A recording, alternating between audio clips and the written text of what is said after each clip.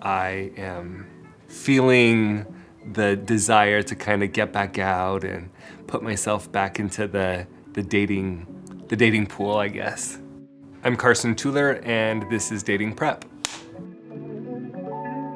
I usually tend to meet people online. Recently though, I did meet someone at like a Halloween party in person, and it was so refreshing to not have met this person anywhere, know nothing about them, and then exchange numbers, and actually like we met up later and went on like a date, and I really liked it. One time I went to the zoo with someone, and I was unprepared for the heat and also unprepared for the fact that the zoo was like on a mountain. He was pushing me up and down, and I was having to like pour water on myself to stay cool, and it turned out to be an athletic activity instead of really a date, and yeah, that didn't go anywhere. My self-care routine, that includes taking PrEP, that includes just general like grooming, making sure I smell good, I'm washed up. I spend probably an average of 3.5 hours a day on fitness. Able-bodied people love to see a disabled person working out. It's like so inspiring to them. So I get a lot of like fist bumps. The bros love me in the gym. So there's this phenomenon that we call inspiration porn. What it is it's when able-bodied people utilize disabled people's stories or images in order to create a sense of inspiration. You'll see like a guy in a wheelchair doing a pull-up, and then the caption underneath is like, "What's your excuse?"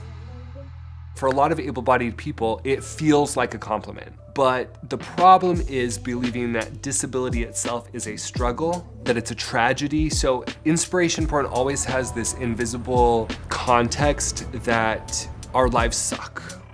Accessibility is everything. Queer people have historically had to gather in small spaces, in back rooms, in downstairs spaces, in lofts. And so these small spaces tend to be less accessible.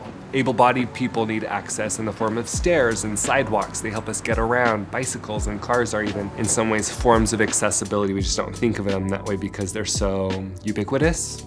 So all that to say, accessibility is something that I constantly have to think about with dating.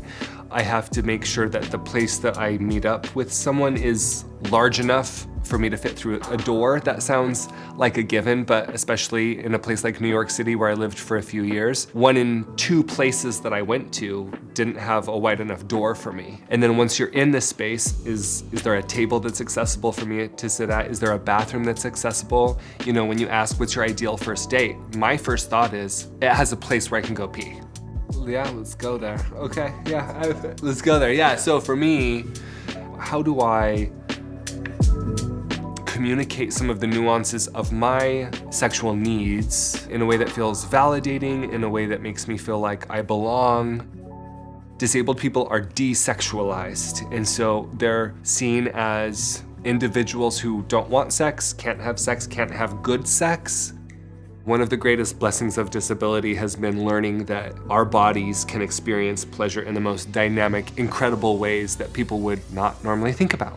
And I think that everyone benefits from a new idea about sex. I had so much internalized ableism that I wondered if anyone would want to be my partner. I wondered if anyone would, I wondered if I would just be a burden. I want to see more disabled people rocking their sex lives and their relationships. It's so important. And that's partially why I talk so openly about my experiences. I want that for them.